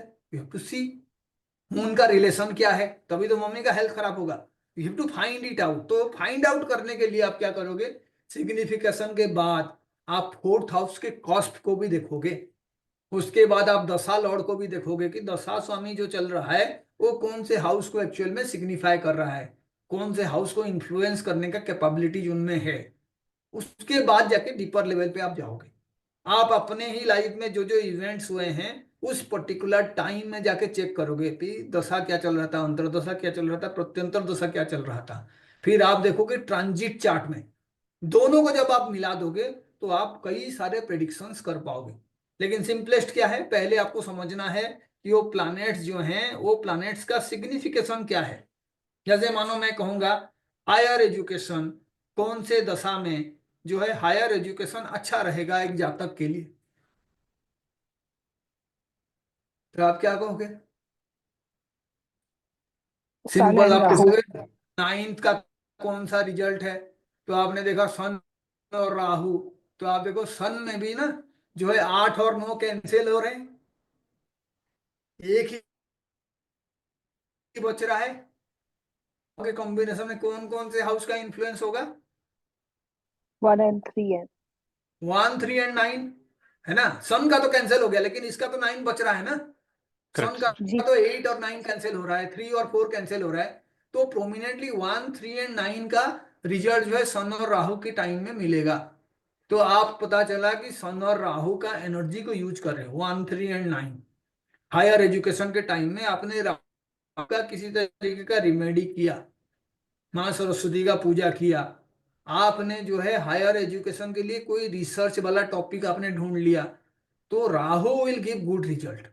क्योंकि राहु जो है रिसर्च के लिए किसी चीज को ढूंढने के लिए महारत हासिल है उसको।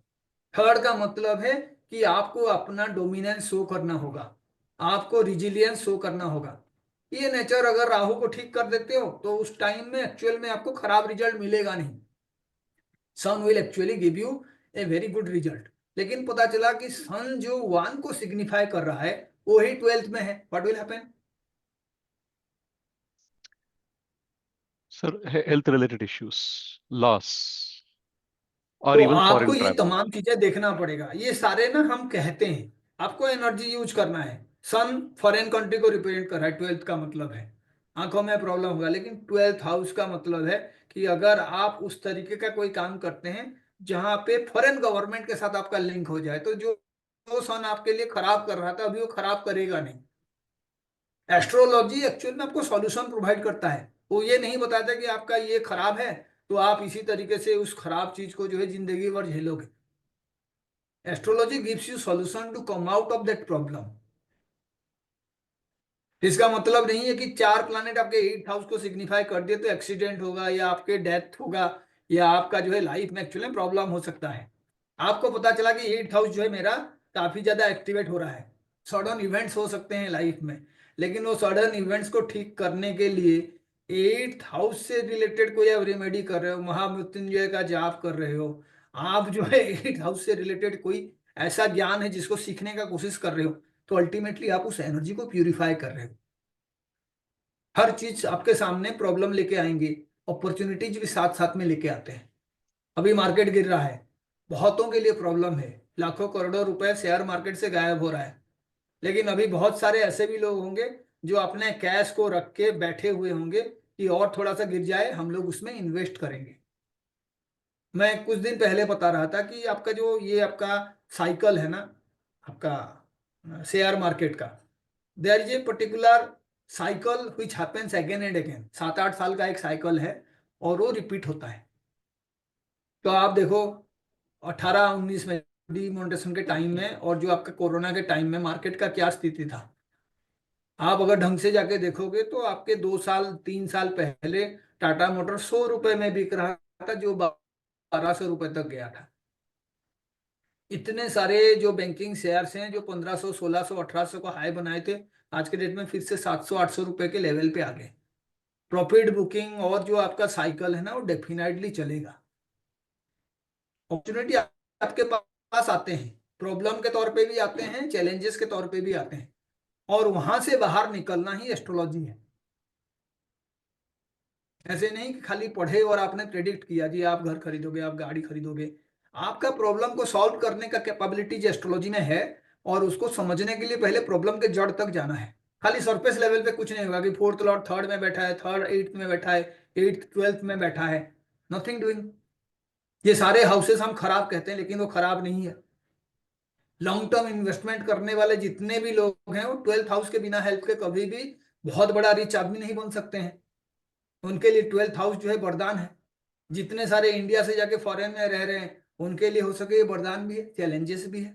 पता चला 12th हाउस का कॉस्ट ऐसा बना हुआ है कि एक पर्टिकुलर प्लैनेट अपॉर्चुनिटी प्रोवाइड कर रहा है और दूसरा प्लैनेट सारे अपॉर्चुनिटी को छीन रहा है। तो स्ट्रगल कर रहे हैं वो वहां पे भी। We have to see, we have to find out कहां से शुरू करेंगे। पहले आपको सारे प्लैनेट का हाउस सिग्निफिकेशन समझना होगा, उसके बाद जाके आप जाओगे। यहाँ पे देखिए, पहले तो प्लैनेट के लिए सिग्निफिकेशन दिया था, अभी हाउस के लिए दिया है। आपको स्टेटस चाहिए, कौन कौन से प्लैनेट आपको प्रोवाइड करेंगे स्टेटस? सन, मून, जुपिटर। कैसे पता चलेगा कि इतने सारे प्लैनेट जो है आ रहे हैं करके? तो आपको फिर जाके चेक करना पड़ेगा इसके पीछे क्या लॉजिक है। तो आप देखो 9th हाउस है ना, तो आप देखो वहां पे जुपिटर आ गया था। How did Jupiter भाई get to 9th ninth house, house? It's in eighth house.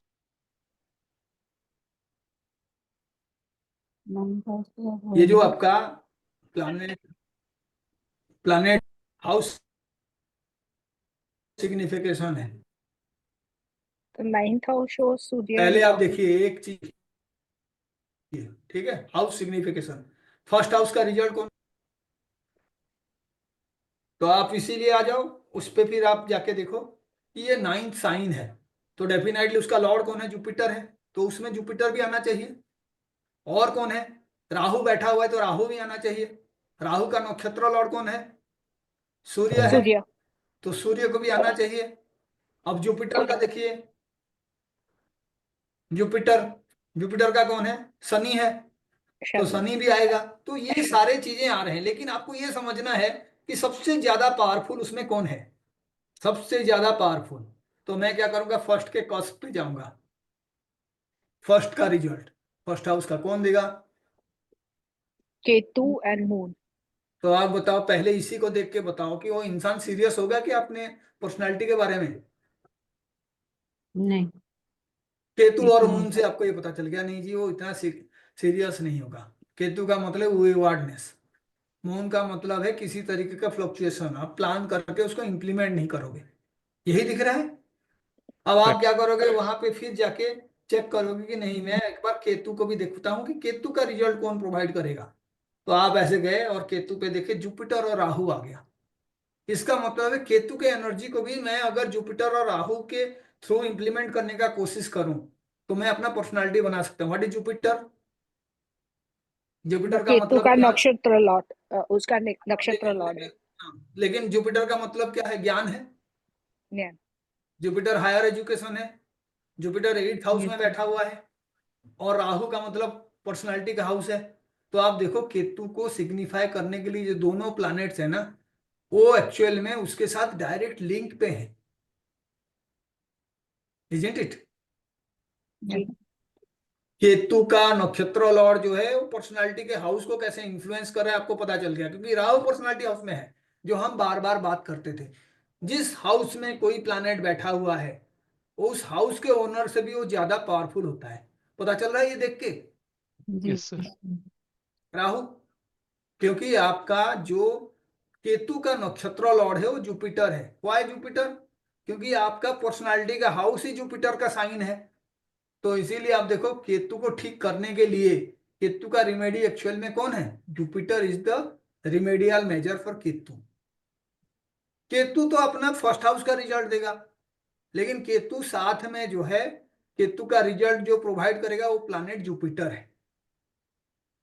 Ketu will give the result of the nakshatra Lord. तो जुपिटर ठीक हो गया का मतलब केतु ठीक हो गया। अब हम क्या करेंगे, इसी चीज को समझने के लिए कॉस्ट पे भी जाएंगे और देखेंगे केतु कौन से हाउस का रिजल्ट दे रहा है। तो देखो केतु 9th हाउस का रिजल्ट दे रहा है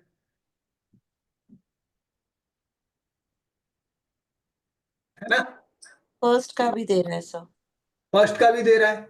तो इसका मतलब है कि केतु मून और केतु मरकरी फर्स्ट और 9 दो सिग्निफिकेंट हाउस को रिप्रेजेंट कर रहे हैं। रिजल्ट कैसा होगा, आपका पर्सनालिटी कैसा होगा, वो एक्चुअल में मून डिसाइड करेगा। लेकिन केतु नक्षत्र लॉर्ड है, तो अगर स्पिरिचुअलिज्म पे आपका बिलीफ हो, आप जो है मैथमेटिक्स में अपना टैलेंट ढूंढने का कोशिश कर रहे हो, आप कोई सॉफ्टवेयर इंजीनियर हो, तो केतु का एनर्जी को आप यूज कर रहे हो। और केतु का पॉजिटिव एनर्जी पाने के लिए आप जो है केतु से रिलेटेड रिमेडी करोगे। साथ में जो है केतु और मरकरी का मतलब है एजुकेशन, तो आपको एजुकेशन से रिलेटेड होना ही होना है, क्योंकि 9th हाउस में जो रिजल्ट मिल रहा है वो केतु मिल रहा है और मरकरी उस रिजल्ट को ऑथेंटिकेट कर रहा है। मरकरी का मतलब आपका एजुकेशन है, मरकरी का मतलब आपका इंटेलिजेंस है। 9th हाउस गुरु का होता है, तो आपको ऐसा कोई एक गुरु का भी तलाश करना चाहिए जो एक्चुअल में आपका विवादनेस को खत्म कर दे, आपको पर्टिकुलर डायरेक्शन में लेके चले। तो आप देखो, जो आप वैदिक एस्ट्रोलॉजी में कोई रिजल्ट आपको मिल नहीं रहा था, यहाँ जिस भी डायरेक्शन में मूव करोगे आपको रिजल्ट मिलेगा। आपको चाहिए 2nd हाउस का रिजल्ट फाइनेंशियली स्टेबल होने के लिए, तो आप देखो मून भी रिजल्ट प्रोवाइड कर रहा है, उसके बाद आपका देखो सैटर्न भी रिजल्ट प्रोवाइड कर रहा है, उसके बाद देखो आप जुपिटर भी रिजल्ट प्रोवाइड कर रहा है और मरकरी भी। लेकिन आप ढंग से देखो कि मरकरी का 2-3 कैंसिल हो रहा है, इजंट इट? उसके बाद देखो आपका जुपिटर का भी 2-3 कैंसिल हो रहा है या 1-2 कैंसिल हो रहा है। सैटर्न के लिए भी देखो 2-3 कैंसिल हो रहा है। तो आपको फाइनेंशियल रिजल्ट प्रीडोमिनेटली कौन प्रोवाइड करेगा? मून का भी 1-2 कैंसिल हो रहा है। 8 बात समझ रहे हैं? मून का भी 1-2 कैंसिल हो रहा है।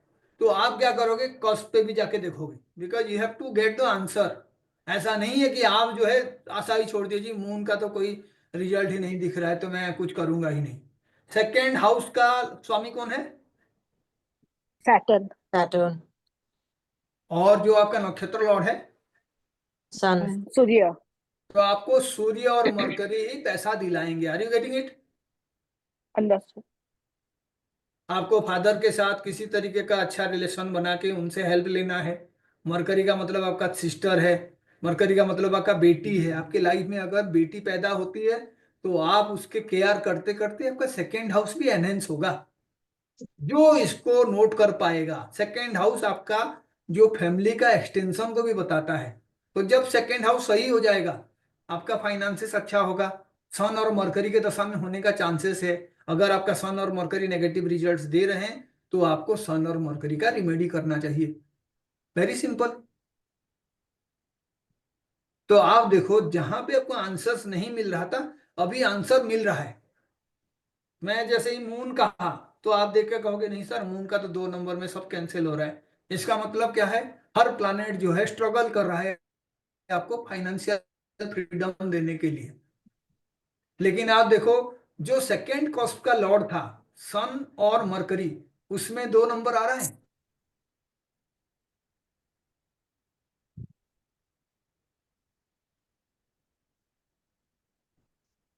तीन चार कैंसिल हो गया, 8-9 कैंसिल हो गया, सन 1 नंबर है। और मरकरी के लिए जब आप देखोगे 2-3 कैंसिल हो गया, 7 और 10 है। तो आपको जो फाइनेंस प्रोवाइड करेंगे, कौन कौन प्रोवाइड करेंगे? 1, 7 एंड 10। इसका मतलब आपको जॉब करना पड़ेगा और साथ में आप बिजनेस के लिए भी प्लान कर सकते हो। अपने स्पाउस के साथ भी आप फाइनेंशियल प्लानिंग कर सकते हो। 1, 7 एंड 10, लेकिन वो डिसाइड करेंगे आपके 2nd को। तो 1 जो है सेकंड से इनिमिकल कंडीशन है, क्योंकि सेकंड हाउस से 12th में है, इतना इजी नहीं होगा, आपके फादर का हेल्प आपको उतना नहीं मिलेगा।